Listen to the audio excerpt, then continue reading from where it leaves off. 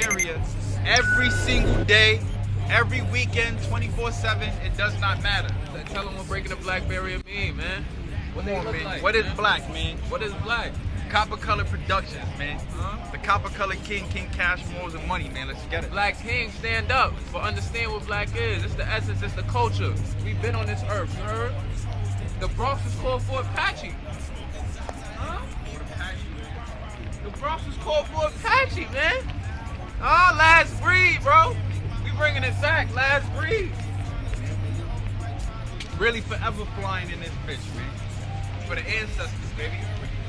For all the ancestors out there, baby.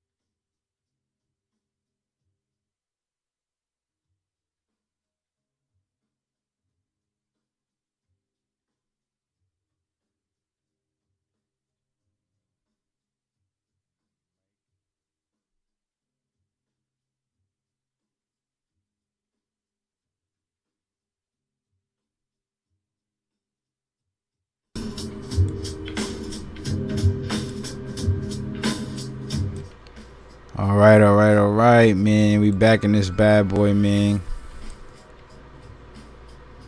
Copper Color King, we back in this bad boy, man. Copper Color love to all my supporters and all those who plan to join the live stream, man. Shalom. Shalom to all my Hebrew Israelite brothers and sisters out there. I don't stand with no label. I don't carry no labels amongst myself. You know, I'm not a Muslim. I'm not a Hebrew. I'm not a Christian. I just unite myself. And I root myself entirely within the belief in the Great Spirit. In the Great Spirit only. That's it. The Most High. And doing my research, these discoveries just led me to learn and understand that we all should be worshiping the Most High, the Great Spirit, Yahshua HaMashiach, Yehovah, Yah, the Almighty. So many different terms we could use, man. So many different terms that the Aboriginals use back in them days to refer to the same individual. Yehovah, Yehovah, Jehovah. But you know there's no J's in that language, man. There's no J's when you're talking in that Hebrew language, man. So when you do the research, you make a lot of this stuff come together. You know, we learn to understand, to believe that there were several tribes here in the Americas whose religious beliefs closely aligned with those who would consider themselves to be Hebrew Israelites. Hence the lost tribes. That's what this one is, man. This is about the lost tribes and their connection to the indigenous Americans, right? Part 3. Make sure you guys like, comment, and subscribe, man. Click that notification bell. We go live every weekend. That's because we working every day. Every day we working. We gathering new information so that we can learn and understand exactly what was going on back in them days. Let's get back into it. Yeah, man. Like I said, there was a lot of tribes here in the Americas whose religious belief systems closely aligned with those who would consider themselves to be Hebrew Israelites today. And it goes so far as back as to the findings that a lot of these colonists or explorers or archaeologists found here in America. Not only that, the symbolism. A lot of the symbols found here in the Americas, they connect with those religious beliefs. Like I said in the last one, whenever you hear me talk about the serpent worship, whenever you hear me talk about serpent worship, when you hear me mention serpent worship, that's all to refer to those who religious beliefs closely align to those who would consider themselves to be Hebrew Israelites. Why I made the connection for you guys. What happened with Moses' staff? What did he do with Moses? What did the Most High do to Moses' staff? Right? He turned it into, he made a serpent out of it, aka the feathered serpent. Right? And it's so real too. Here in the Americas, these tribes have their own mythologies, they call it, right? Mythologies, they call it mythologies that mention characters who are similar to those who can be related to Moses, or who can be considered to be their Moses of their time. We talking about folks like Kukulkan, you know, the deities, Kukulkan, Quetzalcoatl, the feathered serpent. They make a lot of reference to these dudes being similar to the Moses of that time. And we're going to get into it, man. We're going to connect the dots, man. We're going to make a lot of this stuff make sense. But before I even jump into it, I got a video to play for you guys.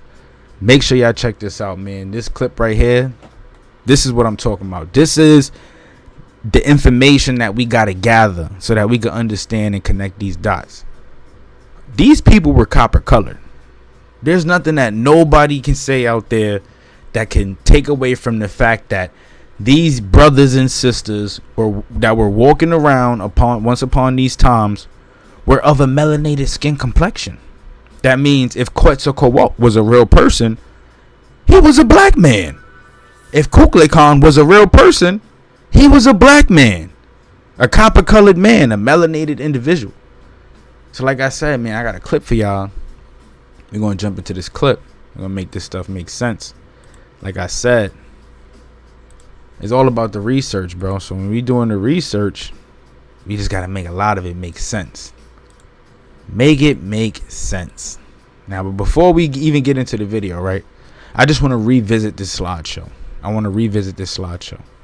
So the image you see right here, boom. This would be Quetzalcoatl. the feathered serpent. As you can see, we got the red-skinned brother right here with the feathered serpent imagery in this photo. Now, remember this. Remember that we talking about Quetzalcoatl. Remember this. We're going to dive back into the discourse of the American Aboriginals and their connections to the ancient Israelites, or the lost tribes, shall I say. The lost tribes. And just pay attention to what they say about Quetzalcoatl and his connection to those folks they speak about in the Bible. All right. Now, real quick, like I said, we're going to dive into this clip. Let's check this out. Who is Quetzalcoatl, and why does he hold such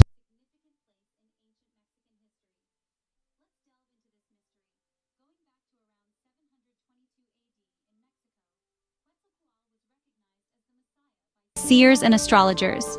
This was no ordinary deity. Quetzalcoatl was a god who could perform many miracles, and he was always depicted as having a black complexion. His influence stretches beyond that timeline. Right? They said Quetzalcoatl was always depicted as being a black man. A black man. Let's continue.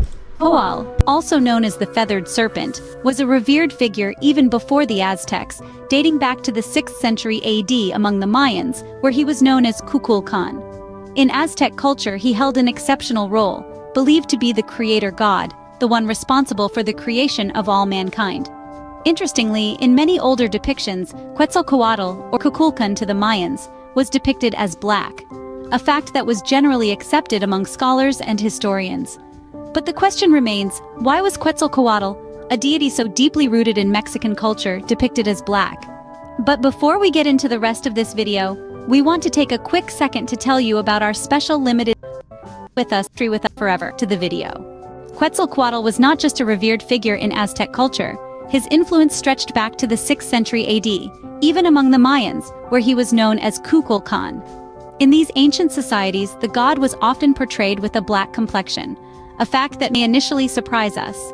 Yet, this depiction was not an anomaly, but rather a consistent theme in the visual representations of this deity. This portrayal extends to other aspects of his appearance as well. His hair, for instance, was often depicted as woolly. These features are not just artistic choices, but carry deep symbolic meanings that reflect the beliefs and values of these cultures. This depiction of Quetzalcoatl as black was widely accepted among scholars and historians until recent times. The understanding of Quetzalcoatl's black complexion was so widely recognized that on July 7, 1945, the Indianapolis Recorder stated, Quetzalcoatl was recognized as the Messiah by seers and astrologers and was depicted as black with woolly hair. Quetzalcoatl's black complexion was more than just a physical trait. It held a symbolic meaning that resonated deeply with the people who worshipped him. This dark hue, unusual for the typical depiction of deities, made him stand out, pointing to his unique role as a creator god and the architect of mankind. In the cultural context of the Aztecs and even the Mayans, where he was known as Kukulkan, this blackness was seen as a powerful sign of his divine essence. It represented the depth of the unknown, the mystery of creation, and the vastness of the cosmos, all elements closely associated with Quetzalcoatl's divine portfolio. The black complexion of Quetzalcoatl played a significant role in shaping the perception of this deity. It added layers of depth and intrigue to his persona, making him an enigmatic figure to be revered, feared, and admired. Despite the passage of time, the mystery and allure of Quetzalcoatl continue to fascinate historians and enthusiasts alike, making him a timeless figure in the annals of history.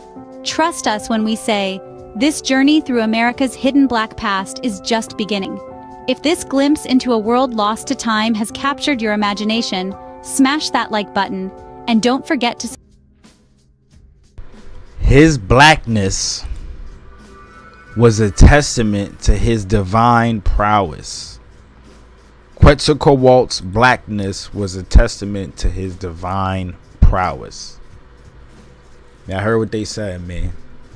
I shall say no more. I shall say no more. But let's check this out, though, right? So this is an abstract, right, that I got from the journal of the Book of Mormon Studies, right? Of Mormon Studies. Look at what they got to say about Quetzalcoatl, though. They say Quetzalcoatl the Maya maize god and Jesus Christ, right? This is by Diane E. Worth. Now, Quetzalcoatl is Aztec. Mayan is Kukulkan. Mayan came before the Aztecs. The Mayans came before the Aztecs. Thus meaning that the ideology, the religious ideology, passed on throughout different tribes or throughout those groups, which means that it has some type of divine source. There's a source to this belief system that was going on over there with those people. There's a source. Who came before the Mayans? We know the Olmecs came before the Mayans. So who was the Quetzalcoatl of the Olmecs? Right? Look at what they got to say about Quetzalcoatl, though. They say, many scholars suggest that Quetzalcoatl of Mesoamerica, also known as the feathered serpent, the Maya maize god, and Jesus Christ can all be the same being. Right? In my readings, we see when they talking about Quetzalcoatl, they're comparing him to Moses. But the comparison to Jesus Christ would be no different, right? They can all be the same being. By looking at ancient Mayan writings such as the Popol Vuh, something we definitely gonna go over on this channel, this theory is further explored and developed. These ancient writings include several stories that coincide with the stories of Jesus Christ in the Bible, such as the creation and the resurrection. The role that both Quetzalcoatl and Kukulkan played in bringing maize to humankind, maize, is comparable to Christ's role in bringing the bread of life to humankind. Furthermore, Quetzalcoatl is said to have descended to the underworld to perform a sacrifice strikingly similar to the atonement of Jesus Christ. These congruencies and others like them suggest that these three gods are in fact representations of the same being. And then here we have the reference. Authentic article. This is from the Journal of the Book of Mormon Studies. Authentic article. Ain't no cap in that rap, man. That's all I'm gonna continue to say, man. Ain't no cap in that rap. They're making the comparison that Quetzalcoatl and Kukulkan is the same as Jesus Christ. They're making that comparison, right? The feather serpent in Maya. Some background on Kukulkan. If I'm not mistaken, I mentioned him and we spoke about him, or this deity. I keep saying him. This deity in the last live stream, but in case I didn't, just to give some background, Kukulkan is the name of a feathered serpent god in the mythology and religion of Mesoamerica. In particular, the Yucatec Maya, the people who descended from the Olmec, the Yucatec Olmecs.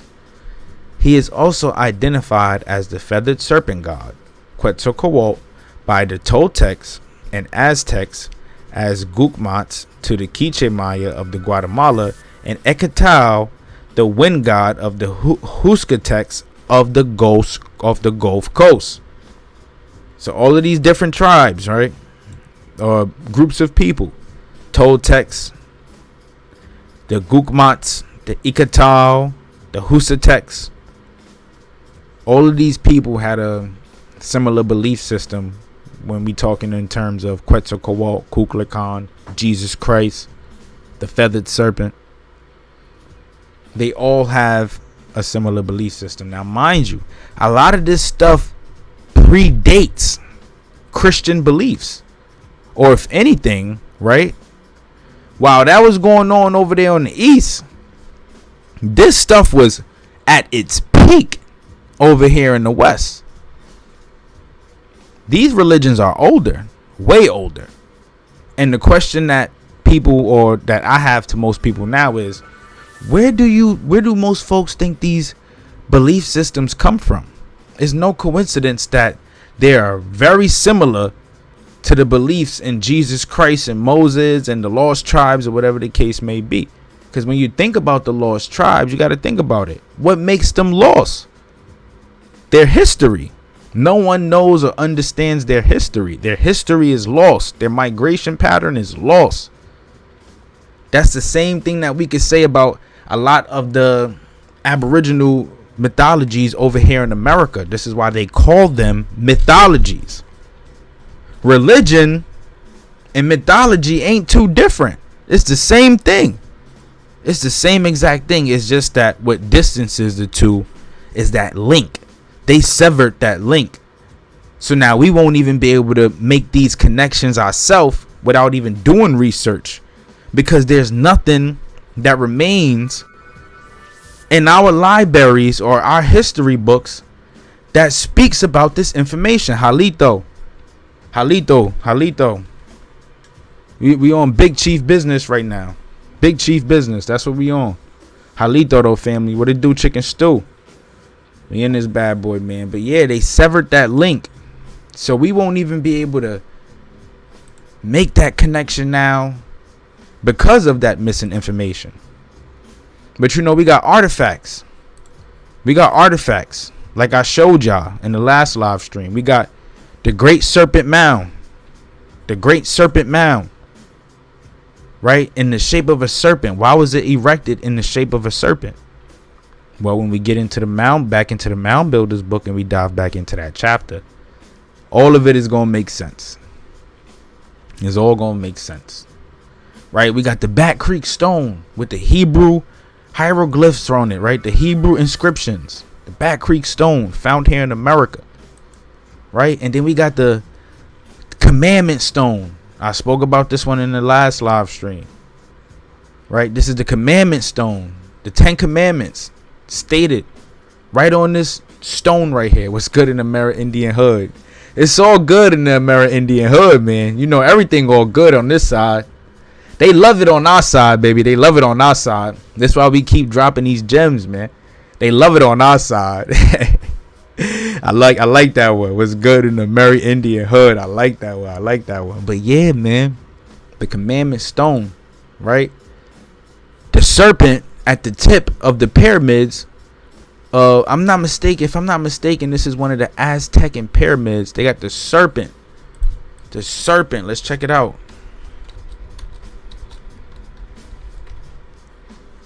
Right, that's the Temple of the Feathered Serpent, Teotihuacan, right, in Mexico. The Temple of the Feathered Serpent is the third largest pyramid at Teotihuacan, a pre-Columbian site in Central America and Central Mexico. Right, yo, Mexico, man, there was something going on over there in Mexico, and it's connected to whatever was happening over there in the Grand Canyon. There's so many different connections. I'm pretty sure there is, man, and they blocked it all off, right? They blocked the Grand Canyon off. You can't even go do no research if you wanted to. Archaeologists is not even allowed over there. You'll probably get shot on sight, right? It's crazy. There's a lot going on over there. I know it was. Look, burials at the pyramid. 200 or more sacrificial burials were found at the pyramid, believed to be carried out as a part of the dedication to the temple, right? Fun fact, though. Those followers of the feathered serpent did not believe in human sacrifice. They did not believe in human sacrifice. And we're going to tap into it, man. Like I said, I ain't going to hesitate. In the last one I said we left off on page 12. We back in the Discourse. And for those who want the reference, who want to know what article this is, let me just give you the title real quick. What's this, right? Discourse on the evidence of the American Indians being the descendants of the lost tribes of Israel. The lost tribes of Israel. And we left off on page 12. And on page 12, we were learning about the medicine men and the Fabusa's role within a lot of these tribes. Now, for those who don't know what a medicine man is, right? A medicine man is technically a priest. That's a priest and or a pastor, right? You know how in the church you got those who get on the podium, they speak to the people, they empower the people, they empower them with the spirit of God, you know, whatever goes on inside the church. I'm not a fan, I'm gonna be honest. I'm not a fan. But inside the church, you got your pastor, you got your priest. The medicine men were pastors. The medicine men were pastors. And what we learned was it stated that the Indians have their prophets and high priests, the same as the Jews had. I want to talk about the role of the medicine man within Aboriginal communities real quick. And to do this, we're going to jump into the history of the Choctaw and the Chickasaw. And in the history of the Choctaw and Chickasaw book, they talk about the role of the medicine man. And check this out. Look at what they got to say. Now, using this text alone, I was able to pinpoint and accurately describe them to myself as priests and pastors. Because listen to this, right? This is how similar these people are, or these our ancestors were to the lost tribes. This is what they're saying. This is how similar they were, right? It says the Indians of this continent, talking about North America, openly acknowledged and sincerely believed in the one great and good spirit. The one great and good spirit. One entity. No pagan beliefs. Yo, man, these are our ancestors, man. These are our ancestors. But check this out, right? And also in the one great and evil spirit. No, like the devil. Right? Very similar. To the former, they gave divine homage with a devotion that well might put to shame many of those who have lived a lifetime under the light of the gospel dispensation, with scarcely a devotional emotion. Towards the latter, they cherished the greatest fear and dread, and sought continually the aid of the good spirit in averting the dreaded machinations of the evil spirit. They constantly reached out to the Most High, constantly, to guide them. They cherished, right? Cherished. This is how similar they are. And when I do research, I like to connect articles. I like to make connections. So if we see it in one and then see it in another and then see it in multiple others down the line that I'm going to show y'all, we know there's facts behind that. They cherished and sought continually the aid of the good spirit and averting the dreaded machinations of the evil spirit, of fighting off the devil. Therefore, they're talking about the Chickasaw and the Choctaw peoples, man. Big chief business. Therefore, every warrior had his totem, i.e., including a little sack filled with various ingredients and peculiarities. I cannot pronounce that word, y'all. Don't shit on me for it, but anywho, of which were a profound secret to all but himself. They had their trinkets, right, that they considered to be sacred, that helped them ward off evil spirits. They had their own trinkets that they kept secrets from other people. They were blessed. They're blessed totems, right? Like how we used to wear rosaries, we get them blessed. Nah, you can't touch these, right? For those who live in New York, y'all know when we used to wear rosaries and we'd get them blessed, we'd be on some, nah, y'all can't touch the rosaries, right? You can't put your hands on these. Why not? Because they blessed. It's all too similar, right? And it says, nor did any Indian ever seek or desire to know the contents of another's totem. Privacy was key. It was sacred to its possessor alone. I have more than once asked some particular warrior friend concerning the contents of his totem, but was promptly refused with the reply, "You would not be the any wiser thereby." Every warrior kept his totem or medicine about his person, by which he sincerely believed he would be enabled to secure the aid of the good spirit and wandering off the evil designs of the evil spirit. Right? Check this out. Let's move on. And the existence of which they as sincerely believed, and to whom they attribute the cause of all their misfortunes. They attributed all of their misfortunes to the evil spirit. All too similar. It's like when we make the claim that when things are happening. It's the work of the devil. That's the work of the devil. Hence the beliefs of, like I said, the Most High, Yahshua HaMashiach, Yahweh, Hayya, Hayya, Hayya, Hayya, Yehovah. Many different terms. All these different terms that we could use to refer to that one Most High, that one higher power. We all had the same belief systems. This is where it stems from. This is the root. The root. Hence why they call it lost tribes. Let's continue. Right? It says, therefore, each and every warrior of the tribe with eager zeal endeavored to put himself in direct communication with the great and good spirit. There was but little difference between the Indian magician, right, and the Indian medicine man. An Indian magician would be known as a seer, but a medicine man is a pastor. Check this out. But when a warrior had attained to that high and greatly desired point of direct communication with the great and good spirit, and had impressed that belief upon his tribe as well as himself, he at once became an object of great veneration, and was henceforth regarded by all his tribe, regardless of age or sex, as a great medicine man. Right? He, the medicine man, who had the warrior who had attained that high and greatly desired point of direct communication with the great and good spirit, was referred to or looked at as the medicine man. Just like how when you go into church.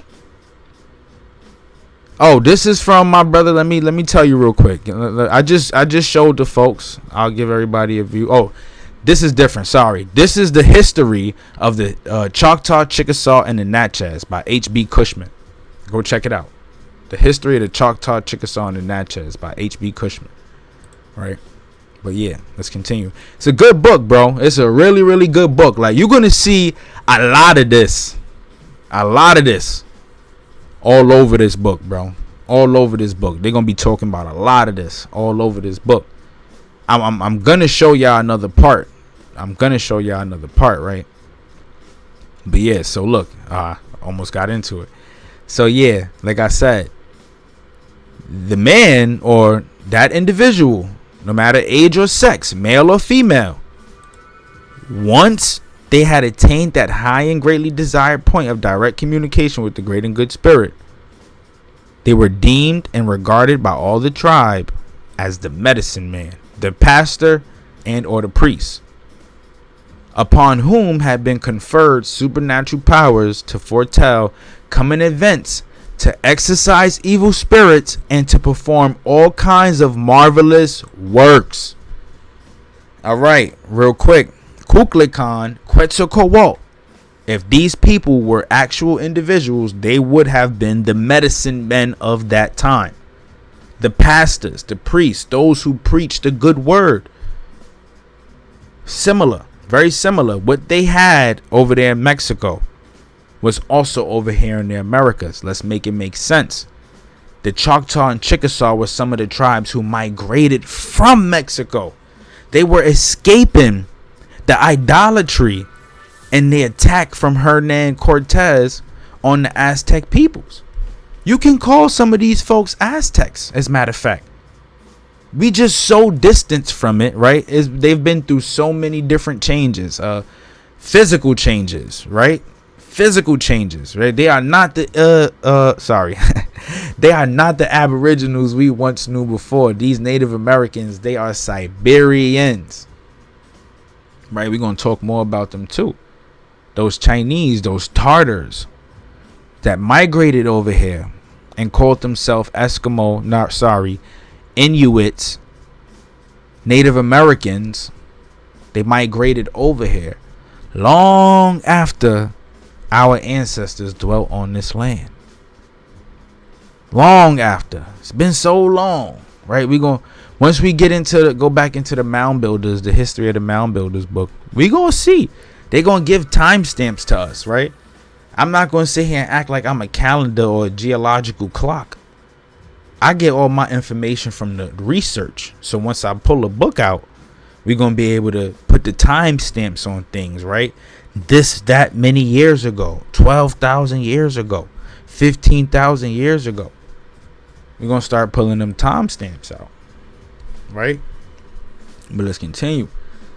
But few attained the coveted eminence. Yet he who was so fortunate, right? Few attained it, right? It was very hard to reach that peak. Very hard. Yet he who was so fortunate at once reached the pinnacle of his earthly aspirations. But before entering upon his high and responsible duties and assuming the authority of a diviner, a graduated medicine man, in other words, with a recognized and accepted diploma, he must also have enlisted in his service one or more lesser spirits, servants of the great and good spirit, as his allies or mediators. And to secure these important and indispensable auxiliaries, he must subject himself to a severe and testing ordeal. Salud. Sorry, y'all. He now retires alone into the deep solitudes of his native forest, and there engages in meditation, self-examination, fasting, and prayer during the coming and going of many long and weary days and even weeks. Right? This is how you truly connect yourself with the Most High. And this is why in most religions today, you always hear of fasting, right? Stoicism, meditation, self-examination, reflection. Our ancestors was doing this long before the English language even came about, long before the KJV in 1611 was established, long before that, right? They distanced us away from this type of stuff, though. For those who are out there still fasting, right, still reflecting every day how to be a better person, meditating, getting your mental space right. It's June, Men's Mental Health Awareness Month. For those who still partake in those things, man, big ups to you, bro. Big ups to you. Big ups to you. For those who exercise and take care of their body, big ups to you, because you living righteously. You living truest to yourself, truest to the Most High. You're reconnecting with those elements, right? They took us away from it because they pushed all of that bad stuff on us. I will speak more on it, but the stuff I have to say, I ain't got nothing good to say about it, right? I'll start cursing real quick and they're gonna demonetize the family. So we ain't trying to go down that route. But y'all know what I'm talking about, man. The fast food, strip clubs, the man versus woman, just so many different things that just take us away from tapping into our truest nature, bro. If you really want to get in tune with your ancestors, you would do stuff like this. Meditate. Create that solitude around yourself so that you could really tap in. You could really tap in. Let's continue, though. And all that for what end? That he might, by his supernatural power, thus attained, be enabled to gratify his ambition and plan the tyrant over his people through fear of him. Or that he might be enabled the better to gratify the spirit of avarice that rankled in his heart. Neither for both tyrant and avarice were utterly unknown among all Indians. Neither for both tyrant and avarice. They were utterly unknown. What then? First, that he might ever be enabled by his influence attained with the great and good spirit to ward off the shafts of the evil spirit, and thus protect himself from seen and unseen dangers, and also be successful in the accomplishment of all his earthly hopes and wishes. Second, that he might be a benefactor to his tribe by being enabled to divine future events, and thus forewarn them of approaching danger and the proper steps to take to successfully avoid it. Also to heal the sick and etc. This sounds like they're speaking of a Jesus Christ, a medicine man. Quite so co-op. the feathered serpent.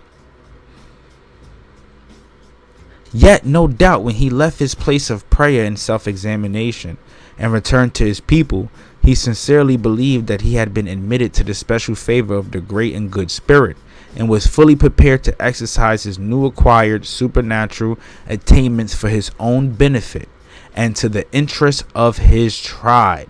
Now, this is not saying that man thought he was God himself.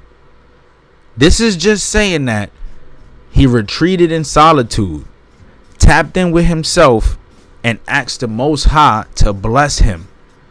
He asked the man upstairs, the truest man upstairs, the only man upstairs, to bless him with the power to be able to look after his people, thus creating that pastor or that priest.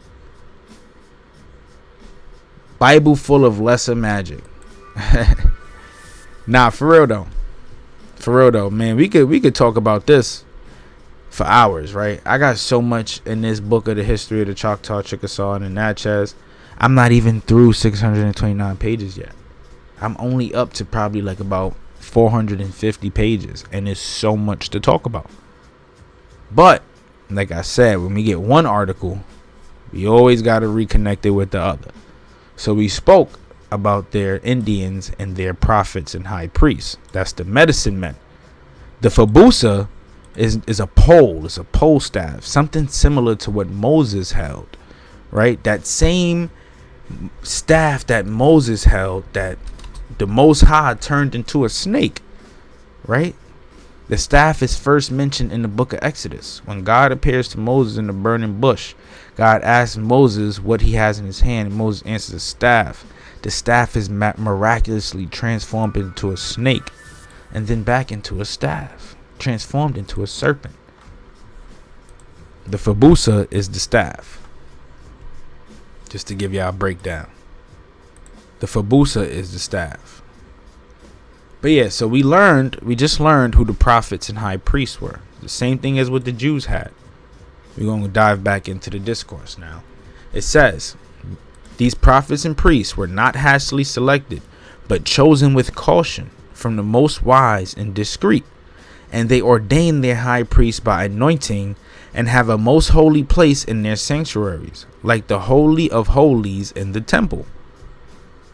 The archmagus, or high priest, wears in resemblance to the ancient breastplate a white conch shell ornamented so as to resemble the precious stones on the urim. What is a urim? Let's see. Let's check this out. What is a urim? Maybe one of y'all could drop in the comments below. What is a urim? Help a brother understand. In the Hebrew Bible, the Urim and the Thummim are elements of the Hoshen, the breastplate worn by the high priest attached to the ephod, a type of apron or garment. The pair are used infrequently in the Old Testament. In Exodus 28-30, through God's instruction to Aaron on how to adorn his breastplate worn in the holy place. In 1 Samuel 14:41, by King Saul to determine who was at fault for breaking the army's fast. And the book of Ezra 2 to determine whether those who claim to be, we can research more of that. Let's see. To determine whether those who claim to be the descendants of the priests of Israel were truly of that class. So the are elements of Hoshen. And it's a priestly breastplate, or breastplate of judgment. It was a sacred breastplate worn by the high priest of the Israelites. So what are they saying? The high priest, the medicine man, wears in resemblance to the ancient breastplate a white conch shell ornamented so as to resemble the precious stones on the urim. So this is what the high priest, the medicine man, rocks on his chest. Same thing as the Israelites. Such a connection. Big drop. Big drop. And instead of the golden plate worn by the Levite on his forehead, bearing the inscription of the Kodesh Ladonje, the Indian binds his brows with a wreath of swan feathers and wears a tuft of white feathers, which he calls Yatria. We learning, what is a Yatria? A Yatria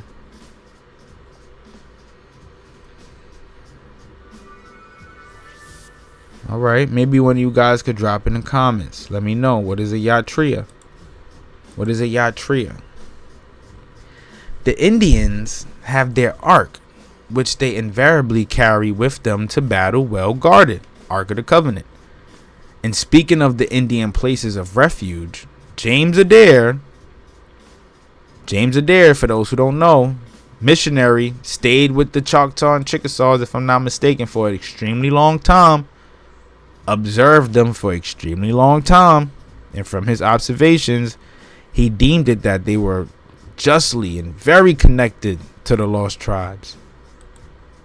Right? He says, I observed that if a captive taken by the reputed power of the holy things of their ark should be able to make his escape into one of these towns, or even into the winter house of the Archinagus, he is delivered from the fiery torture otherwise inevitable. This, when taken in connection with the many other faint images of Mosaic customs, seems to point at the mercy seat of the sanctuary. It is also of worthy notice that they never placed the ark on the ground. Right? And for those who don't know, the Ark of the Covenant is never kept on the ground. It was never kept on the ground. So now, is this the real Ark of the Covenant? Because, if I'm not mistaken, they said they was looking for it already, right? You can't find these things today over there in the Middle East. Right? So is this Ark that these Aboriginals speaking about, is this the true Ark of the Covenant? Is it buried somewhere over here in America? Right? They had their own ark, and it was never placed on the ground. On hilly ground where large stones are plenty, they rested thereon. But on level prairies, upon short logs, where they also seat themselves.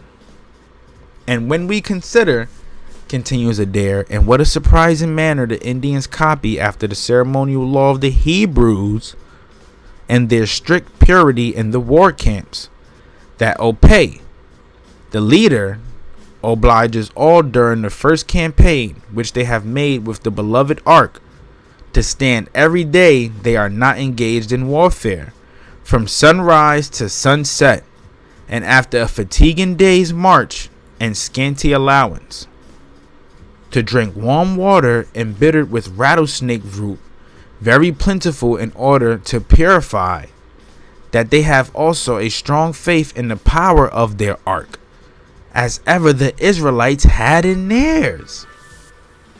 Big drop. The Aboriginals had a strong faith in their ark. Right? It was one of those things that they kept in high regard, just like their medicine men and the Fabusas. The Fabusas, these pole staffs that we can even call a cross. We can even call it a cross, right? That's what the Fabusa is. Ascribing the success of one party to their stricter adherence to the law than the other, we have strong reason to conclude them of Hebrew origin. They have strong reason to conclude these tribes to be of Hebrew origin. The Indians have an old tradition that when they left their own native land, they brought with them a sanctified rod by order of an oracle, which they fixed every morning in the ground, and were to remove from place to place on the continent towards the sun rising till it budded in one night's time. Check this out, y'all, right?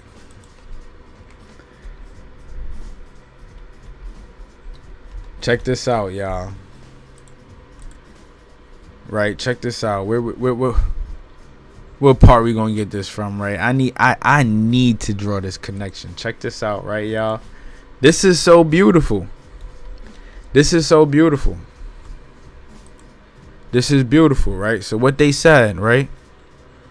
They talking about the Choctaw and Chickasaw migration story, right? Now we learned from one of my previous live streams that they migrated from Mexico. They migrated from Mexico. The Choctaws and Chickasaws, their names derive from a tribe that was there in Mexico. right? Called the Chichimequas and the Chocomaquas. Right, we're gonna find the part though. Just give me a second, y'all. I got a lot of information here. And like I said, man, we do this on a regular, so even having to go back and do all of this, right?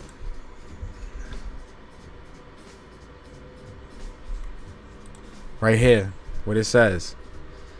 So the ancient Choctaws and Chickasaws, they derive from the Chocomoquas and the Chichimequas. Their migration story states that they left Mexico, leaving and fleeing from the Spaniards under Cortez.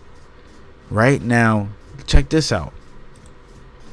He said they had a pole, right, that they brought with them, a sanctified rod by order of an oracle, which they fixed every morning in the ground and were to remove from place to place on the continent towards the sun rise until it budded in one night's time. This is the Fabusa. What they say. When the appointed day arrived, it found them at the designated place, fully prepared and ready for the exodus under the chosen leadership of two brothers, Chata and Chickasaw, both equally renowned for their bravery and skill in war and their wisdom and prudence in counsel, who as Moses and Aaron led the Jews in their exodus from Egypt, were led to them from a land of oppression to one of peace, prosperity, and happiness. They left from Mexico.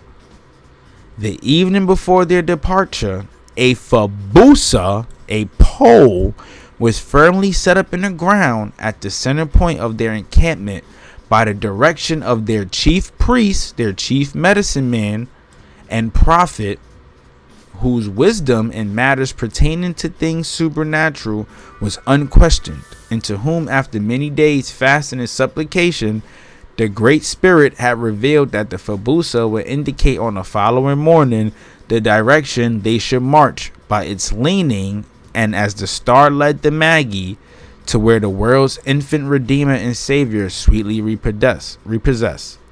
So the leaning of the pole on each returning morn would indicate the direction they must travel day by day until they reach the sought and desired haven.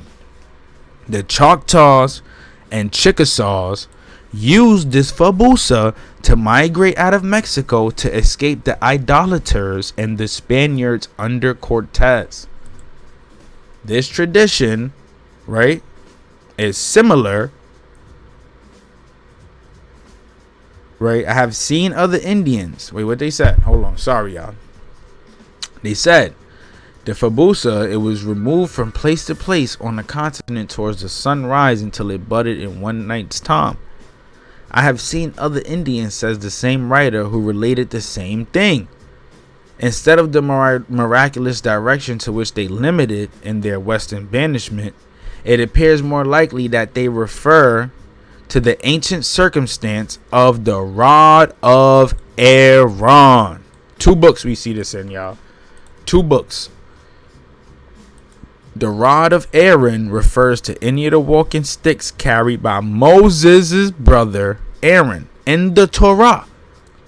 The Bible tells how, along with Moses' rod, Aaron's rod was endowed with miraculous power during the plagues of Egypt that preceded the Exodus. This pole, Moses and Aaron, right? Moses' staff would be known as a Fabusa. Aaron's pole would be known as a Fabusa. They used these poles to migrate out of Egypt. Just like how the Chocomoquas and the Chichimequas used the Fabusa to migrate out of Mexico. Like I said, something happened in the land that we know as Arizona, New Mexico, Texas, Mexico, and Central America. Something big happened over there once upon a time that changed the history of the world that we see it today. Because there is no way in the world that these religious cycles and lifestyles are this much similar. What do we say? The connection between the ancient Israelites and the Aboriginals of America. We in this bad boy. What can they say? They cannot deny this, man. Copper colored love. Shalom. Halito. Right? Let's get into it. Which, in order to check the murmur of those who conspired against him, was in his favor made to bud blossoms and yield almonds at one and the same time. It is a well-attested fact, and is here corroborated by Adair, that in taking female captives in the Indians have often protected them, but never despoiled them of honor. This statement of Adair in relation to the Ark is corroborated by several travelers. Sorry, I read that as 12. That's crazy.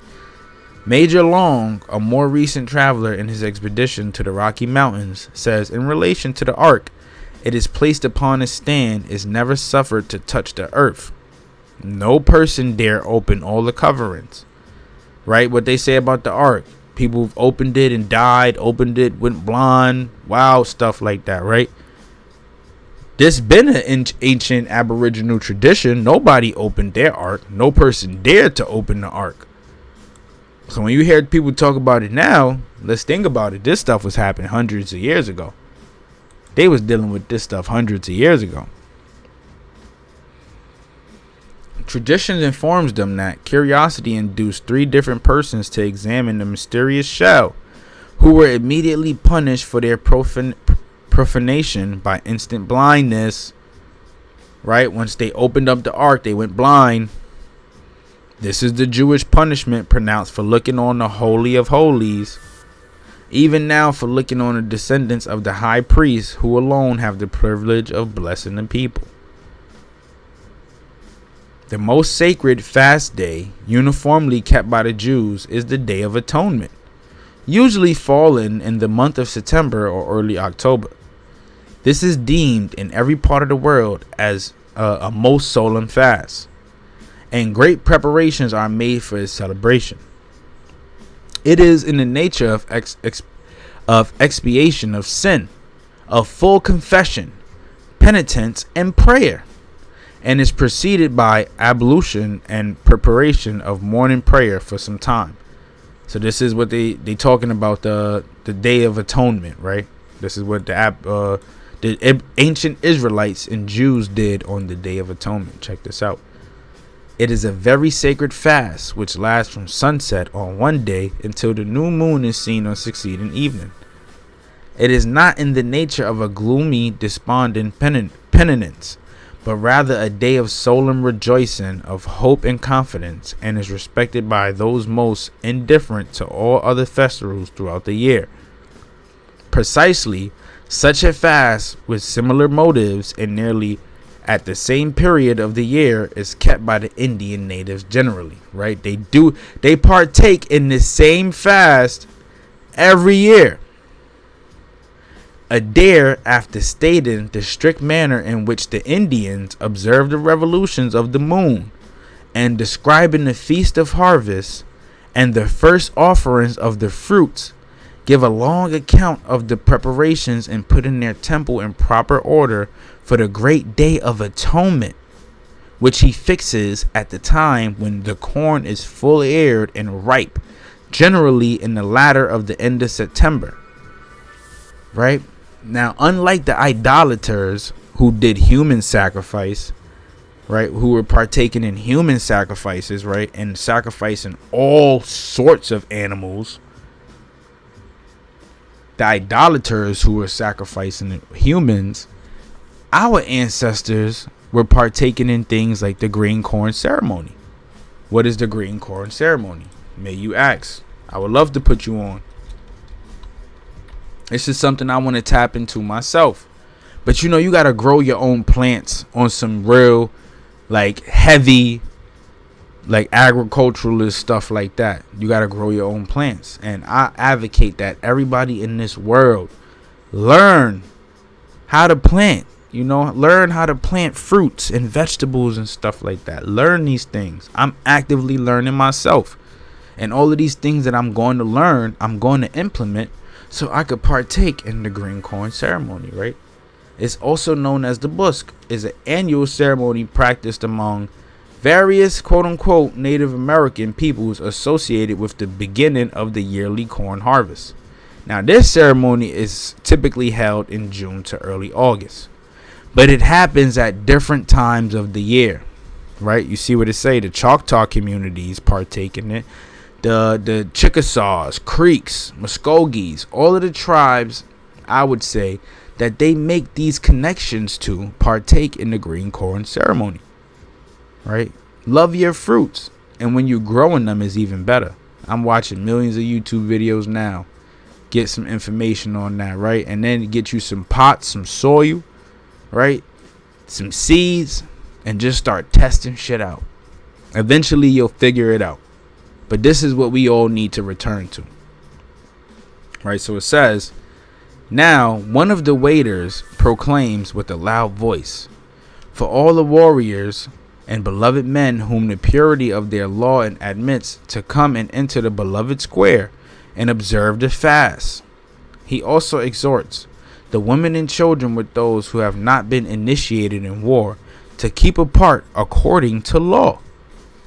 4 sentinels are now placed, one at each corner of the holy square, to keep out every living creature as impure, except the religious order and the warriors who are not known to have violated the law of the first fruit offering and that of marriage. They kept these things right here dear to them. Like, you break one of these laws, that's it, right? And it's so crazy, right? Because we've been distanced from this right here, right? Marriage ain't even marriage no more. It's a mirage, right? Now you see it, now you don't. It doesn't even exist. It's no longer real. The government turned this into a business contract, right? This used to be something that our people partook in because it was a part of our religious structure. Not because it kept families together. We would have been together regardless. And I got information on that too. New video coming soon. Right? The upbringing of the children. The connections of families, right? They kept them deep connections, right? It was hard to separate these ancestral families. Right? So let's continue.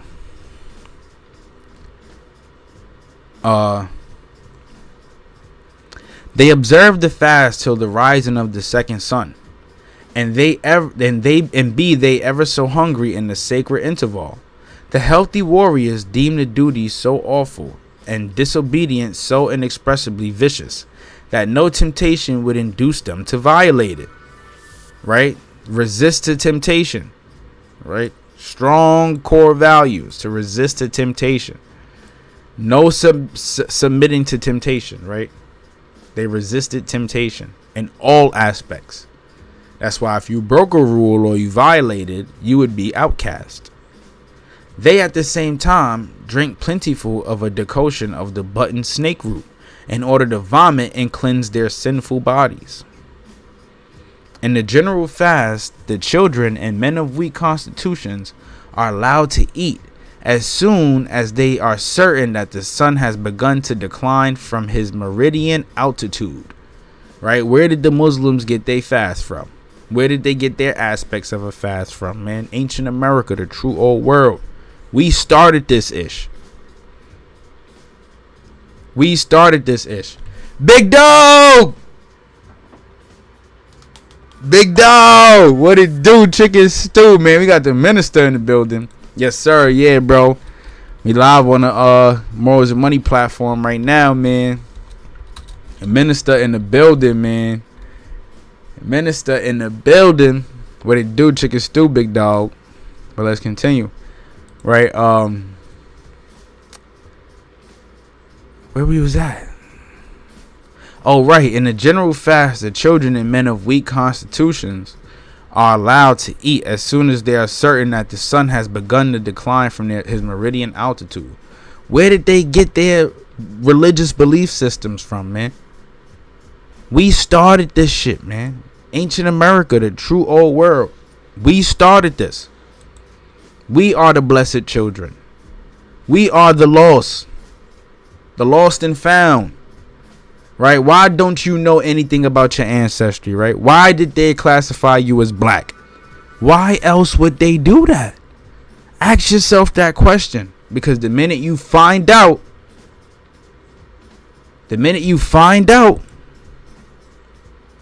right, that's the minute you open up that vault. You open up that vault and ain't no stopping you at that point. It ain't no stopping you. But this is why they wanted to keep you at black.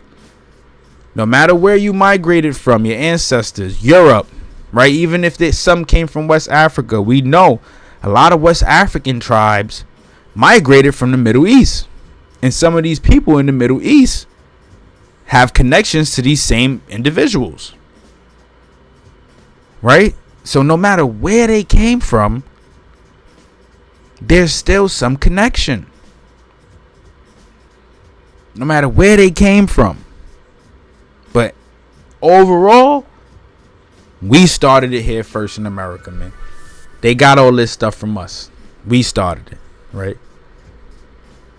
Now, everything is hushed. Nothing but silence all around. The great beloved man and his beloved waiter, rising up with a reverent carriage, steady countenance, and composed behavior, go into the beloved place or holiest to bring them out the beloved fire. The former takes a piece of dry poplar, willow or white oak, and having cut a hole, but not so deep as to reach through it, he then sharpens another piece and placing that in the hole, and both between his knees, he drills it briskly for several minutes till it begins to smoke, or by rubbing two pieces together for a quarter of an hour, he collects by friction the hidden fire, which they all consider as proceeding from the Holy Spirit of fire. The great beloved man or high priest addresses the warriors and women, giving all the particular positive injunctions and negative precepts they yet retain of the ancient law. He uses very sharp language to the women. He then addresses the whole multitude. He enumerates the crimes they have committed, great and small, and bids them look at the holy fire which has forgiven them. Right? Time of atonement. He presses on his audience by the great motives of temporal good and the fear of temporal evil, the necessity of a careful observance of the ancient law, assuring them that the holy fire will enable their prophets, the rainmakers who were also priests, to procure them plentiful harvests and give their war leaders victory over their enemies. The rainmakers were priest deities, right? Those responsible for making rain, aka the Most High, right? This is them asking the prophets and the rainmakers for the blessings to procure them plentiful harvests and give their war leaders victory over their enemies. He then orders some of the fire to be laid down outside of the holy ground for all the houses of the various associated towns, which sometimes lay several miles apart. Right? Mr. Bartman, who visited the Southern Indians in 1778, Southeastern Indians, sorry y'all, let's make that clear, Southeastern, in 1778, gives an account of the same feast, but in another nation. He says that the Feast of First Fruits is the principal festival. This seems to end the old and begin the new ecclesiastical, I can't pronounce that word either, y'all, ecclesiastical year. It commences when their new crops are arrived to maturity. This is their most solemn celebration, right? Because healthy crops was a sign that the good spirit and the good and high mighty spirit was blessed in the land. And if they lived righteously and followed their fast and followed their religious schedule, then their crops will be abundant and plentiful. Abundant and plentiful. So they gave many, we could say props, right, to the Most High for a lot of their contributions to their societies. The Most High made it possible. He blessed their crops. He blessed the people. He blessed them in times of war. Right? He blessed their migration out of Mexico, because these people, they lived righteously. Right? They lived by the laws. With respect to the sacrifices, we have had none since the destruction of the temple. But it was customary among the Jews in the olden time to sacrifice daily part of a lamb. This ceremony is strictly observed by the Indians, the southeastern tribes. The hunter, when leaving his wigwam for the chase, puts up a prayer that the Great Spirit will aid his endeavors to procure food for his wife and children. Like I said, the Great Spirit, the Most High, made everything possible. They did not succeed in anything without giving props to the Most High. Even if they failed, the ability to even do so, right, was a blessing from the Most High. Right, but look, and when he returns with the red deer, whatever may be the cravings of hunger, he allows none to taste until he has cut part of the flesh, which he throws in the fire as a sacrifice, accompanied with prayer. No human sacrifice. No human sacrifice, right? The sacrifice of a red deer, game, healthy meat. Healthy meat, pause. Healthy meat. Right? All travelers speak of this practice among the Indians, so clearly Hebrew in its origin. Right? All these connections that they making, man. I'm about to blow your mind with this next one, right? This next one is real because it'll even take us back to the Dark Ages, right? And how the Moors taught all of these folks, I want to call them just folks, let's just leave the word Caucasian out. These folks over there in Europe, how the Moors taught them science, math, and how to wash that ass. They taught them science, math, and how to wash that ass. Well, guess what? Washing that ass was prime for our ancestors, right? You can't go a day without washing that ass. Check this out. It says the bathings, anointings, ablutions, in the coldest weather are never neglected by the Indians. They will wash in the coldest weather. Ecclesiastical. Best I can write it out how it's pronounced. I'm crying. Good looking out, bro. Good looking out, right? But yeah, the bathings, anointings, ablutions in the coldest weather. They wash that ass even in the coldest weather. And they are never neglected by the Indians. They don't neglect washing that ass. The ass gotta be clean. Right? When you wake up, hygiene is number one. And it's not just because it's good to have good hygiene. I mean, obviously it's good to have good hygiene, but the Most High wants you to be clean too. Most High don't want you out here stinking, musty, doo-doo stains in your drawers, right? Like how them cavemen used to live, right? Until we taught them how to take care of themselves, right? What they say, right? And like the Jews of old, they anoint themselves with bear's oil, right? Same thing as putting on coconut oil, avocado oil. This is to moisturize the skin, in my opinion. But we go look up the significance behind bear's oil. I'm pretty sure there's some type of religious significance behind bear's oil. Maybe I could drop it in the comment section. Let me know. What is the religious significance behind bear's oil? Right? It says the Mosaic prohibition of eating unclean animals and their enumerations are known to you all. Check this out, right? No roaches of the sea. We don't eat roaches of the sea. It would be supposed that amidst the uncertainty of an Indian life, all kinds of food would be equally acceptable. Not so, for in strict conformity with the Mosaic law, They abstain from eating the blood of any animal. They abominate swine flesh. They do not eat pigs, and they do not eat raw flesh. Like the idolaters. The idolaters eat raw flesh. They do not eat raw flesh. They are not eaters of raw flesh. They cook their food. Right? They do not eat fish without scales. The eel, the turtle, or sea cow. And they deem many animals and birds to be impure.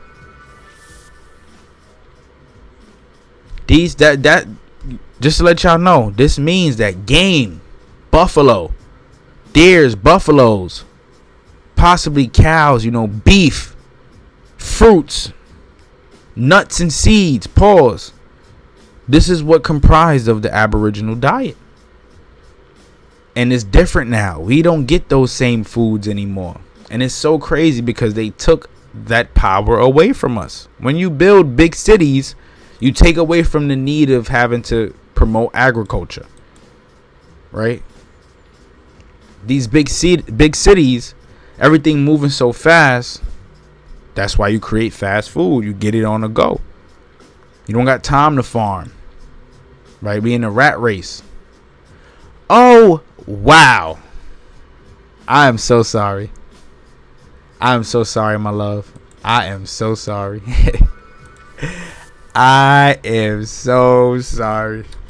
I am so sorry. Wow, that's crazy. All this time and I ain't never even know that.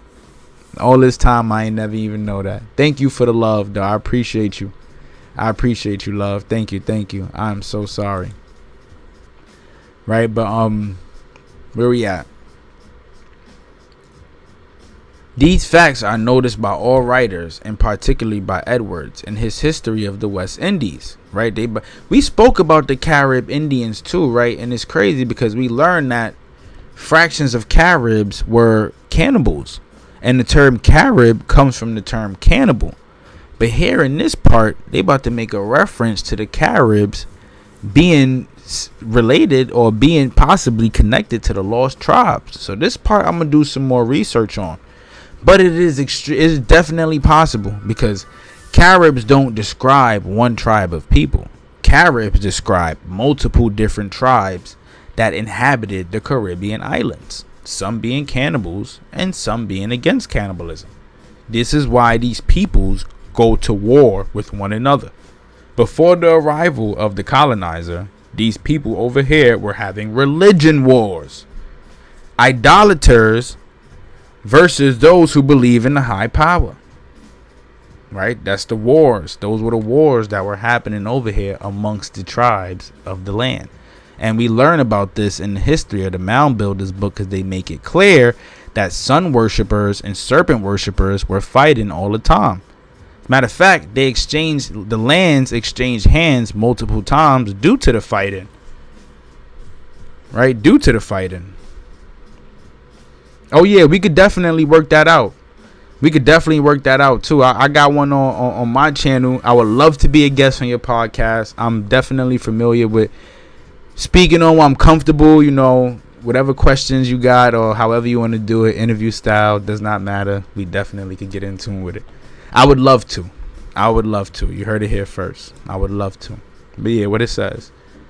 The latter able historian, and noticing the close analogy between the religious rites of the Jews and Indians, says that the striking conformity of the prejudices and customs of the Carib Indians to the practices of the Jews has not escaped the notice such of historians as Gamela de du Tutere, most likely a Portuguese or Spaniard Moorish woman.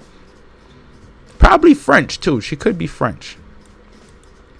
And others, and Edwards also states that the Indians on the Orinoco, right, this is where the Caribs migrated from, the Orinoco, punished their women caught in adultery by stoning them to death before the assembly of people.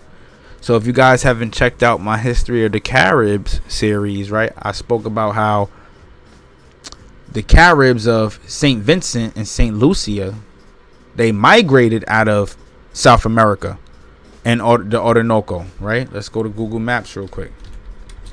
right? All these tribes, right? When we talking about the lost tribes and they making the connections to certain tribes, right? I always think about it, right?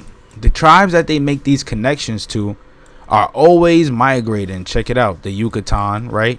They're always migrating. The Orinoco would be right over here in this area, right? It'd be right in this area. The Orinoco, if I'm not mistaken.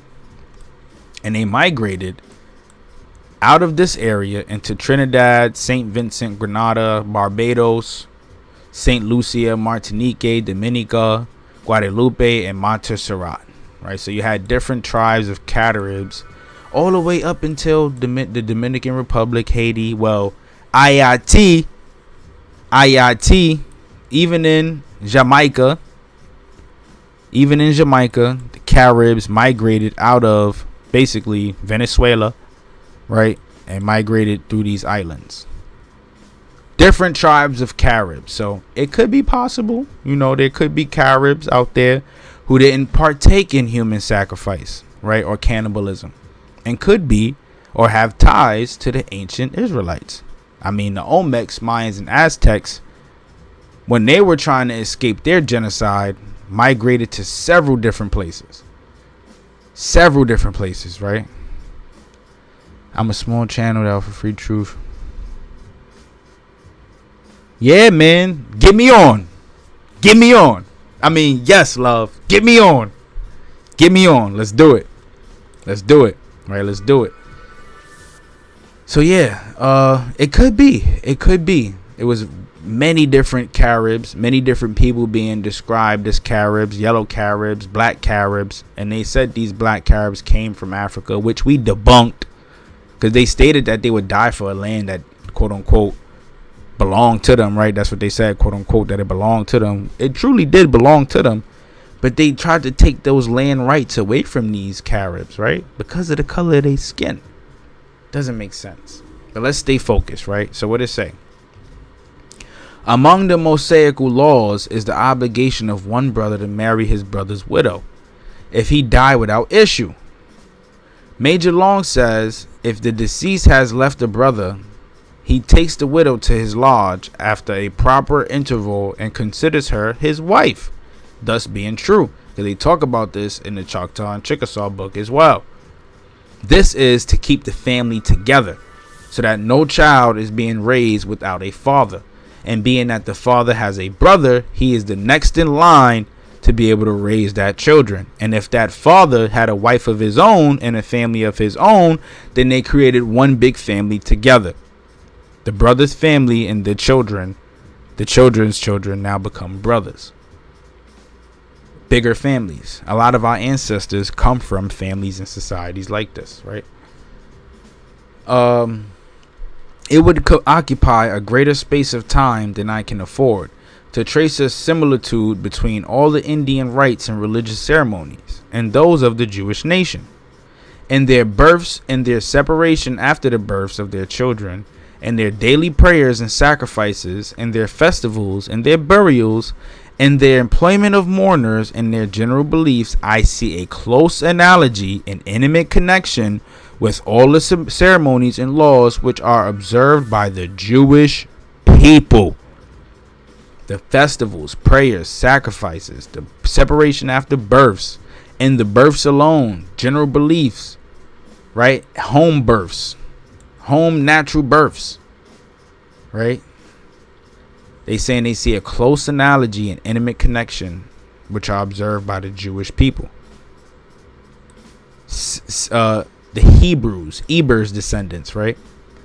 Making a due allowance for what has been lost and misunderstood in the course of upwards 2,000 years.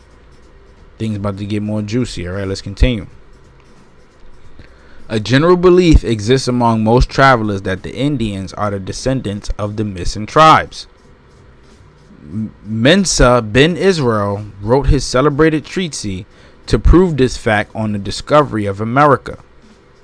William Penn, who always acted righteously towards the Indians and had never suspected that they had descended from the missing tribes, says in a letter to his friends in England, I found them with the like continence to the Hebrew race. That's two people.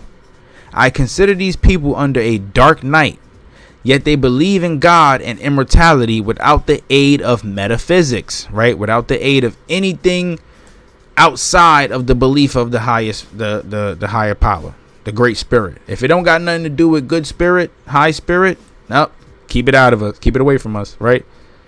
They believe in God and immortality, right? They reckon by moons. They offer their first ripe fruits. They have a kind of feast of tabernacles, right? For those who don't know what the feast of tabernacles is, right? The feast of tabernacles, right? We're going to get into it real quick just to give people a backdrop of what the feast of tabernacles is, right?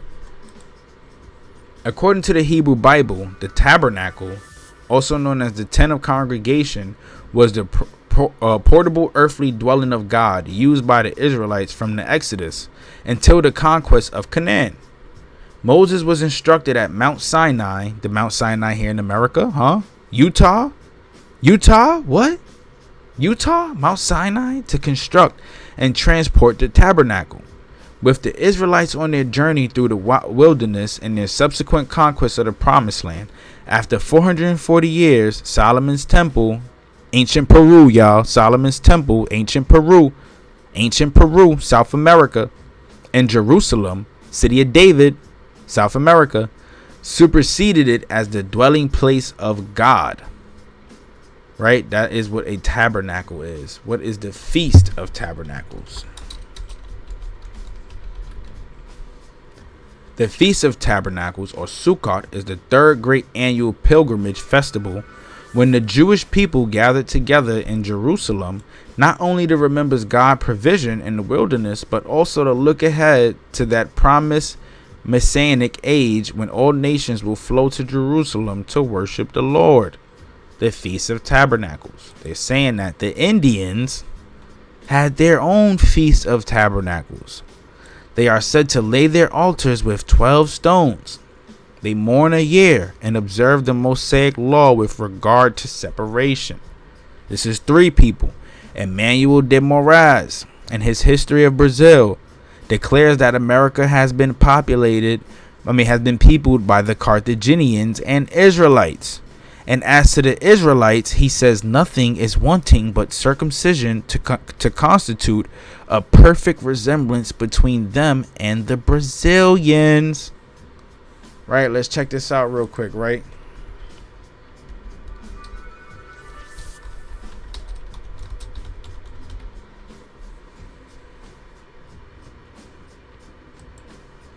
Let's check this out real quick, right?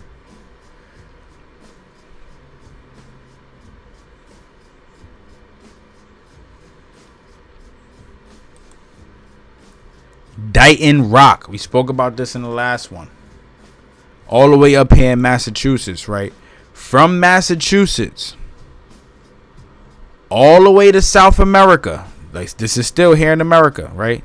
Still here in America. From Massachusetts, though, all the way to South America, we have Phoenician writings. They were allegedly discovered in Paraíba, Brazil.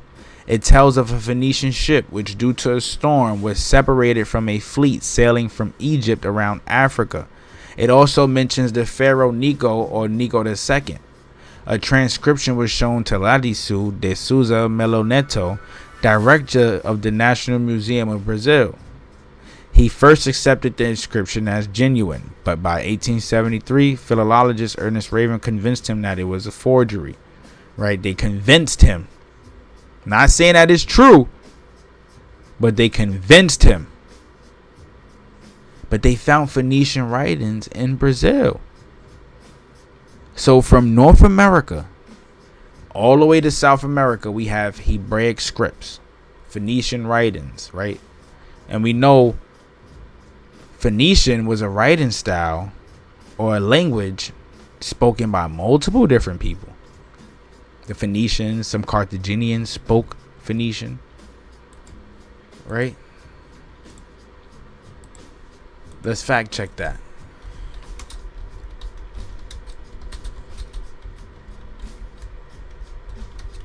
Let's fact check that. A Punic language, also called Phoenicio-Punic or Carthaginian, is an extinct variety of the Phoenician language. It is a Canaanite language of the Northwest Semitic branch of the Semitic languages. Right? That one went deep. Right? We ain't going to go into Bible study because, like I said, I'm still doing the research on the Bible myself and those mythologies and stories. A question, according to the oral, were the slaves the ones who received the first Bibles in North America or the Americas? Oh, that's a good question. No. Actually, yes. If we talking about Aboriginal slaves, yes. If we talking about African slaves, no. Because when they came over here in the 1500s, that was their first attempt to Catholicize the land. That was their first attempt. They weren't able to establish a colony in the Americas until the 1600s, and the Bible was the word for these folks. And then we know in 1611, that's when the KJV was established. So after that point, every missionary that came over here to the Americas tried to colonize first using that strategy. And we're going to learn a lot more about that too, but it didn't work. Right? They killed them off. It took them about 5 different times to establish Jamestown alone. And they tried to do that using their Bible. And what they told them, that Bible holds no weight. Chief Tuscaloosa, if y'all didn't check out my episode of the Chief Tuscaloosa, the Black Warrior, he told Hernan de Soto that his Bible means nothing. That book you holding means nothing. It's a joke. Right? Because a book does not dictate. And we're going to exclude the Torah, right? We're going to exclude the Torah because allegedly, according to my research, right, or conversations I've had with people, that's the first book. So we're going to exclude the Torah. But it doesn't take a book, a Bible, especially one that was rewritten, right?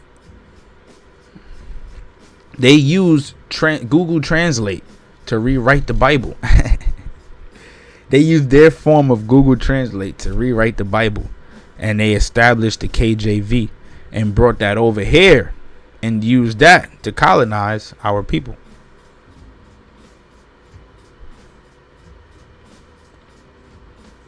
Yeah, that's the story. That's the story, sis. That's the story. I'll tell you right now, though, right? That's the waving in the water. That's that story, right? That's the slaves on the plantation. Massa can't do it. We gonna pray to Jesus all day, right? But nah. If you check out a lot of my older videos, we spoke about it, right? The Aboriginals, they tried to use the Bible first. I just came from Phoenix, and they got a street called Indian School Road.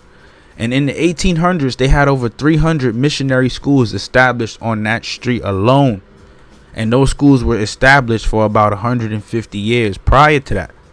So that means they were established in the late 1700s and lasted all the way up until the 1870s, 1860s. Right? They wanted to use the Bible to colonize first. It was a friendly attempt and both an antagonizing attempt. And we going just for you, that's going to be another video. Just for you. Or we can even talk about it on the podcast, however you want to do it. But let's continue, right? So this is 3 people already. And we learning now, not only are we seeing inscriptions with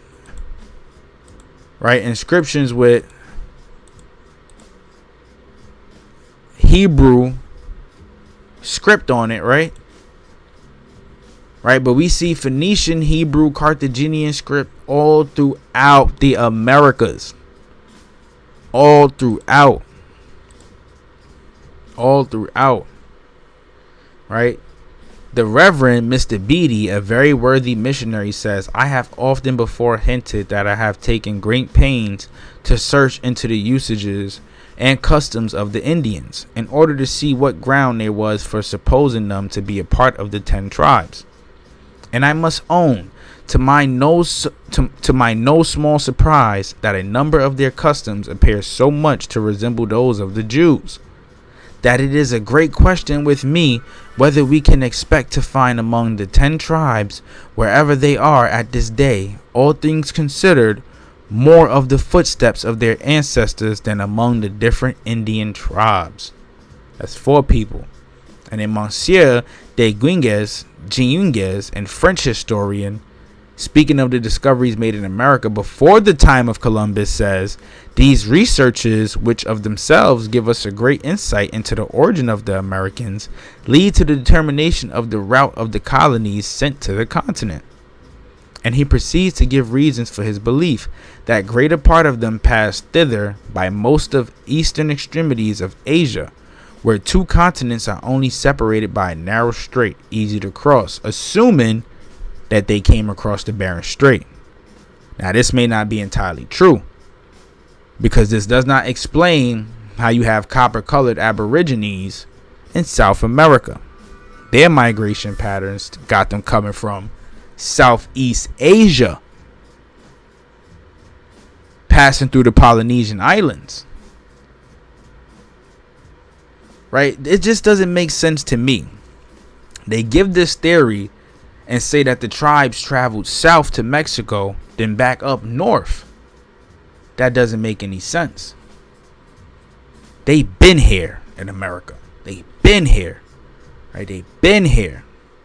Beltrami, in his discovery of the sources of the Mississippi, after a full interesting account of the Indians, says different authors have brought them hither from all parts of the world.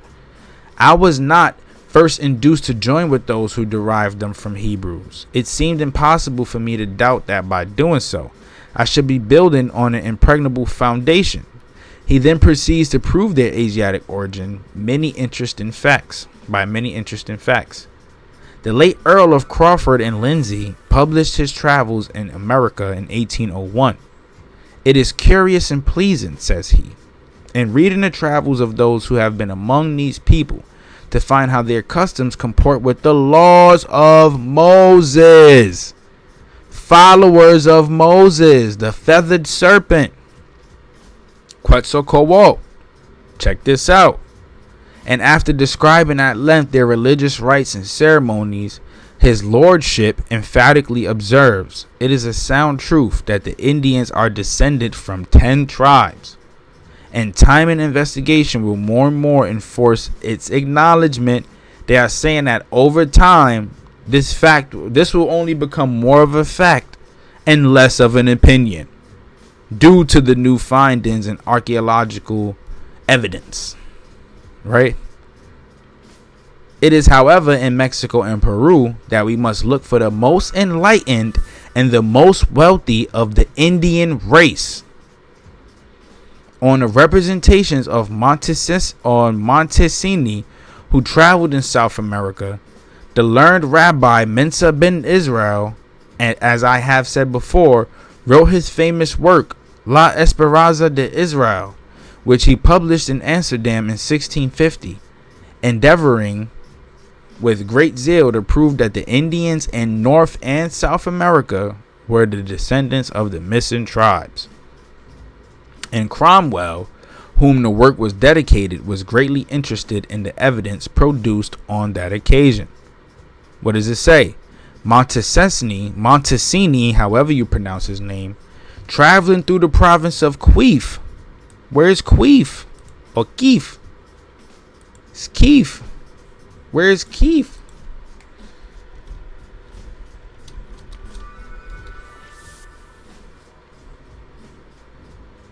What is the province of Keef?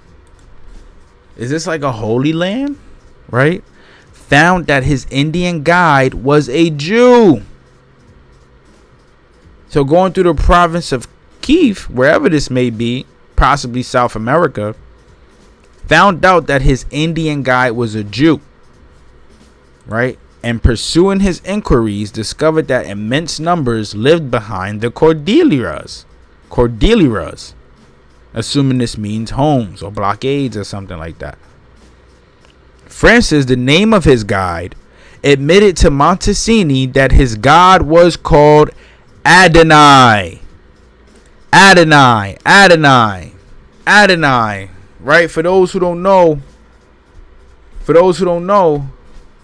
Adonai. Judaism considers some names of God so holy that once written, they should not be erased.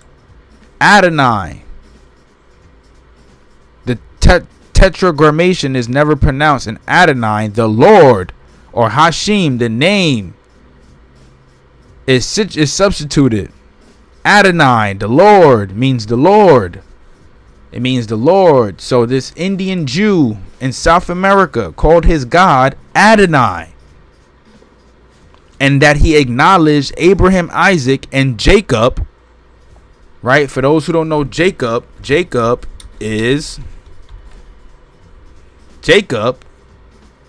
Israel. Later given the name Israel, the patriarch of the Israelites. Jacob is Israel. He acknowledges Abraham, Isaac, and Israel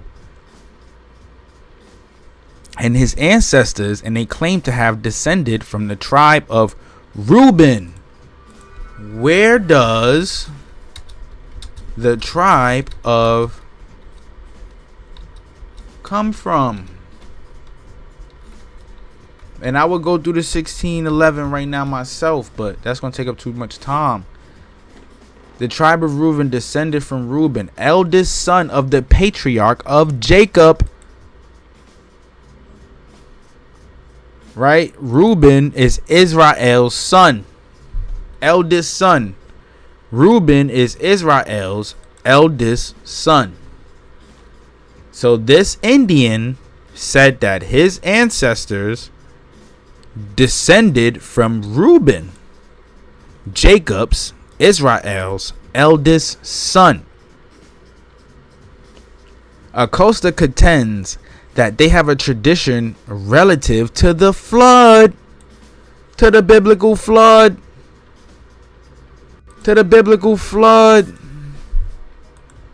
Right, let's try to make some more connections, man. Let's get extra crafty with it, man.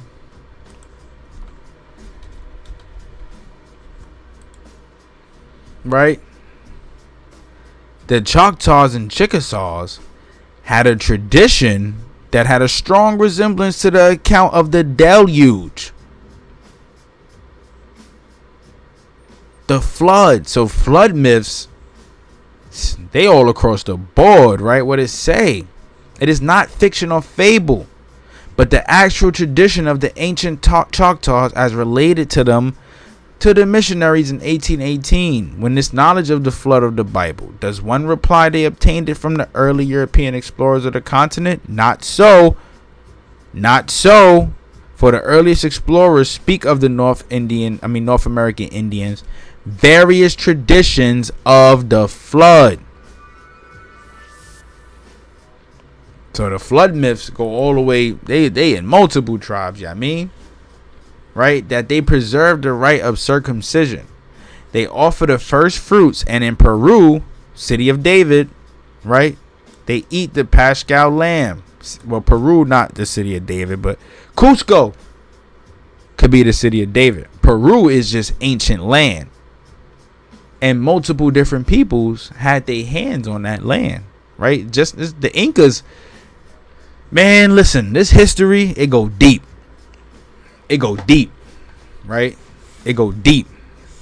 They eat the Paschal lamb. They believe in the resurrection and clothe the dead with the richest equipage. Lopez de Gomara says that some of them, and not all, are circumcised. They follow circumcision.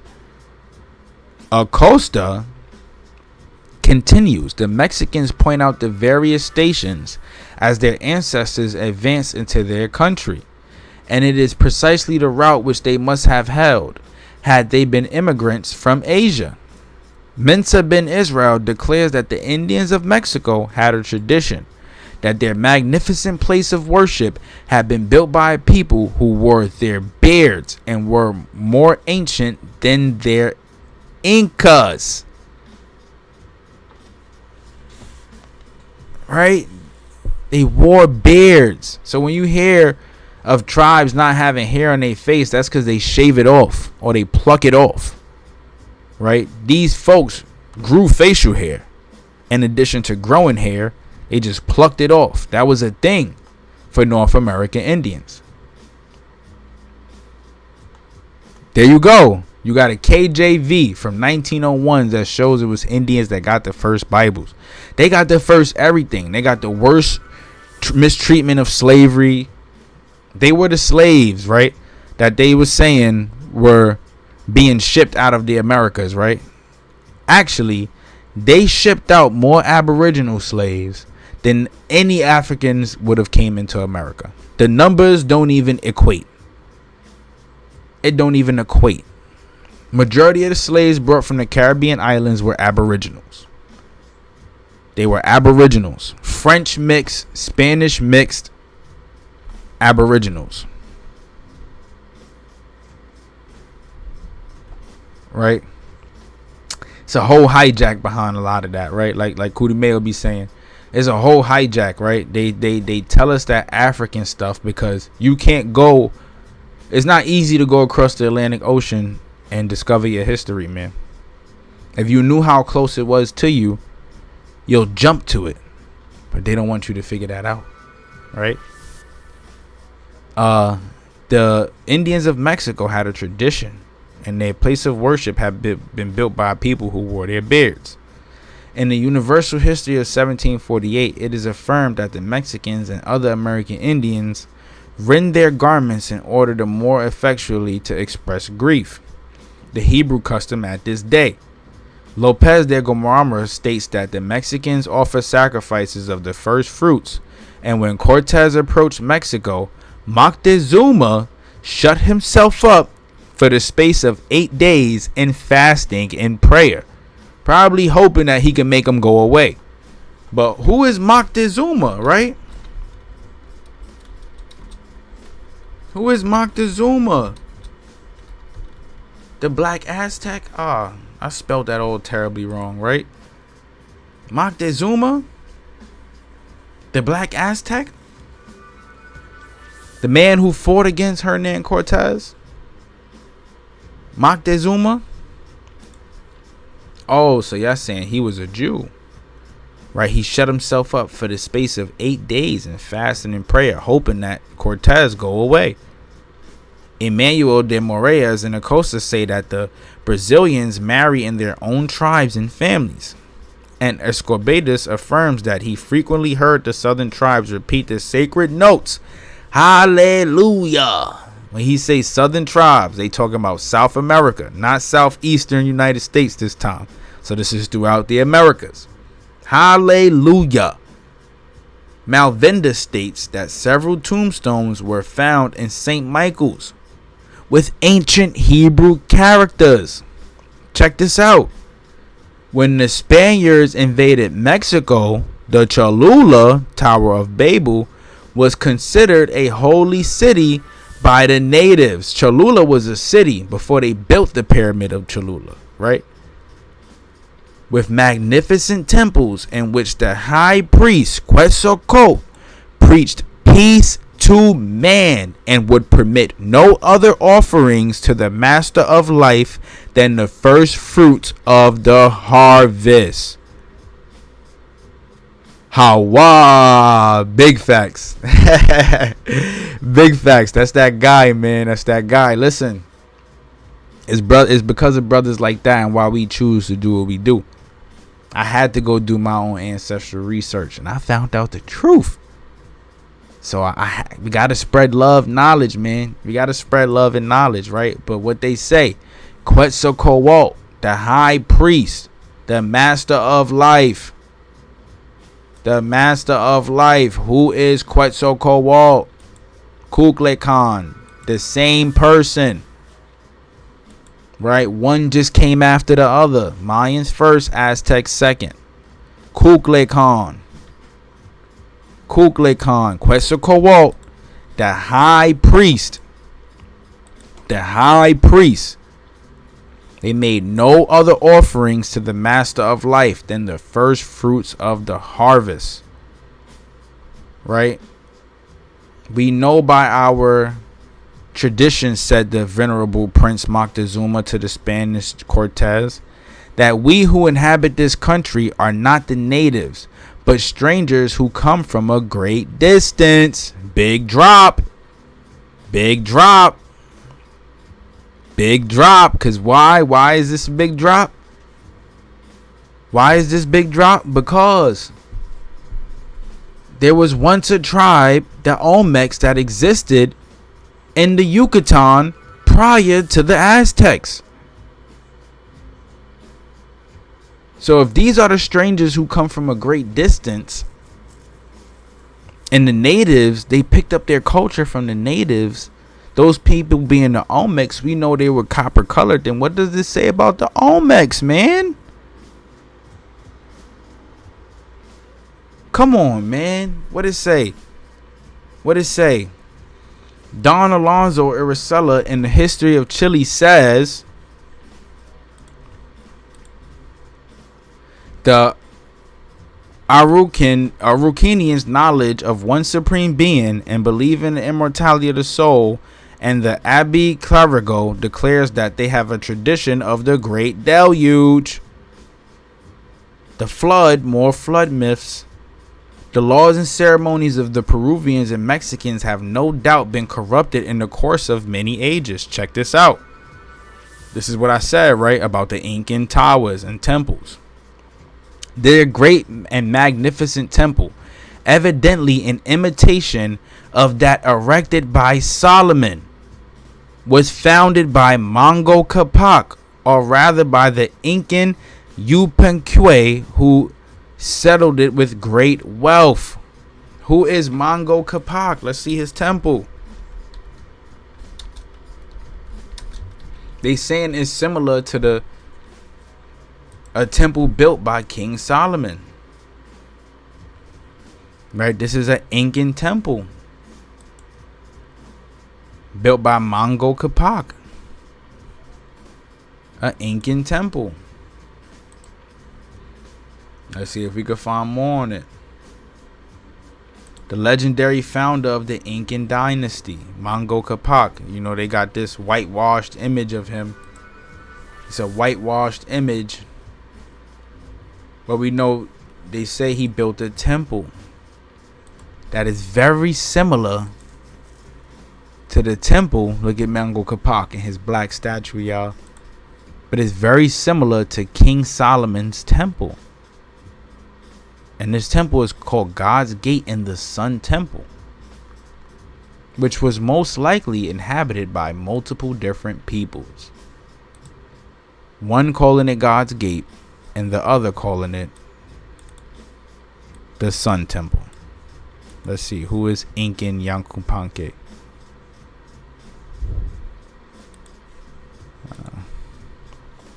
But yeah, so they saying that a temple erected by King Solomon looks just like a temple founded by Manco Capac. They don't have this nowhere else in the world. Right? Clavigo and De Vega, in their very interesting account of this temple, say that we called the altar was on the east side of the temple. There were many doors to the temple, all of which were plated with gold, and the four walls, the whole way round, were crowned with a rich golden garland, more than an ell in width. Round the temple were 5 square pavilions, whose tops were in the form of pyramids, truncated pyramids. The 5th was lined entirely with gold, and was for the use of the royal high priest of sacrifices, in which all the deliberations concerning the temple were held. Some of the doors led to the schools where the Incans listened to the debates of the philosophers, sometimes themselves explaining the laws and ordinances. Right? We just got so much drop from that part, bro. So much drop from that part, right? So much. I told y'all, pay attention to the Quetzalcoatl part. The high priest Quetzalcoatl preached peace to man and would permit no other offerings to the master of life. The Fabusa, the medicine men, the priests. I appreciate you. I appreciate you, love. Tap in. Follow on Instagram. Copper Color King. We got to lock in. We got to lock in. We got to lock in. Follow on Instagram. Copper Color King. COPPER COLOREDKING. We got to lock in. We got to have a nice conversation. See where we're going to take this interview. Right? But yeah, man. So many different connections. to our ancestors, right? To the lost tribes. To the lost tribes. You see, Quetzalcoatl was a medicine man. We learned that Quetzalcoatl was a copper-colored individual. Had he been a real man, had he been a man of flesh, right? However, he was copper-colored. We learn, we see the true way to live, man, is in the history books. The true way to live is in our history books. It's in the history books. Right? Our ancestors had a specific way of living, and they got it from their ancestors. Right? And once these colonizers got whiff of that, they started putting up these hater blockers, right? Because they hate us. They hate us. They just hate us. They hate us. If it's copper colored, they do not want it to thrive. Other copper colored people don't even want black people to thrive. And so it's crazy, bro. This is why we really got to connect to the roots and stay in our own bubble, right? But also at the same time, spread this information. Spread this information. Oh man, look like I'm beginning a new cut then. Definitely when we tap in. Definitely gonna need that lineup. Definitely gonna need it, man. But yeah, we learn. There's a huge connection between the lost tribes and the Aboriginals here in America. So this goes for our ancestors. This means this connects us to the lost tribes. Just as much as it connects us to the Aboriginals here in America. Right? And this is why learning history is important. We can't let them dictate what any of this means anymore. Because if we leave it up to them, they're going to lie, cheat, and steal all day. And that's not really getting us nowhere. Our culture is in danger. Our culture is in danger. Man, don't even worry about it. Don't even worry about it. I ain't even tripping. Don't even worry about it. Don't even worry about it. It's all love. This is free information. Right? But they don't want us to understand how important we are to life. How strong we are. How connected we are to the Most High. How if we have faith, we will never lose. You will never lose. Value life and not the commodities that come with it. Strengthen yourself so that you can keep yourself strong to obtain these commodities. And once you obtain the commodities, give back to the Most High. Sacrifice your piece of the lamb. Because without him, waking up ain't even possible. Breathing ain't even possible. I'll be lying if I said I didn't give my life to the Most High. Going through everything that I've been through in my life, I'll be damned. That is the man, the myth, and the legend. And learning about this history just connects me so much more to it, man. So I appreciate y'all for tuning in. This one was 2 hours long. I ain't want to go for this long. I'm going to be honest, y'all. But listen, this is the cost of spreading information. Now I got to be to work in the morning. I appreciate y'all. Much love. It's Big Chief business. I'm going to teach y'all a new word, right? I'm going to teach y'all a new word. This is how you say Big Chief business and Muskogee. This is how you say Big Chief business and Muskogee. Rocco Kate. That's Big Chief. Rocco Kate. Rakko Kate. Cate. Nakoshvi. Nakoshvi. Rocco Kate Nakoshvi. Yeah, man. We got to pack these culture vultures up, man. We got to pack them up. Pack them up. Put them in a duffel bag. Light the duffel bag on fire and throw it off the 21st floor. Facts. Into the ocean. I mean, that don't make no sense. Why light it on fire, right? Shalom, my brother. We still gonna light it on fire and throw it off the ocean. And throw it off the 55th floor and let it fall into the ocean. We can't let them steal from us no more. No more hijack. No more hijack, man. Like I said, I love y'all. Like, comment, and subscribe. Thank you for tuning in. Thank you for tapping in. We got another one dropping on Friday and another banger coming out on Saturday, man. So like, comment, and subscribe. Follow on all platforms. Love y'all. Let's get it.